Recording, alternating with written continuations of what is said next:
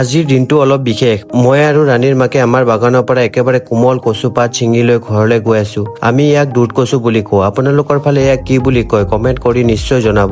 বাগানৰ পৰা কচু পাতবোৰ আনি ভালদৰে সৰু সৰুকৈ কাটি লৈছো। যিকোনো শাক পাচলি বনালে পৰিষ্কাৰ কৰি ধোৱাটো আটাইতকৈ দৰকাৰী কাম।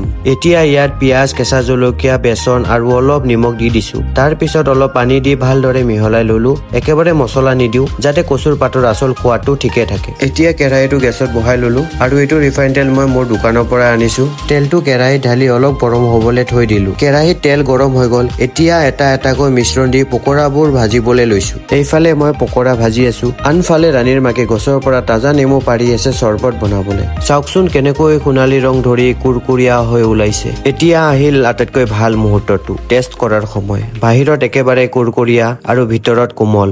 সঁচাকৈ বৰ সোৱাদ হৈছে। এতিয়া গৰম বন্ধ চলি আছে, সেইবাবে ঘৰত আলহীও আহিছে। ৰাণীৰ মাকে প্ৰথমে সিহঁতক খাবলৈ দিলে। আজি ভাতৰ লগত খাবলৈ মাছ, পকৰা আৰু কণী।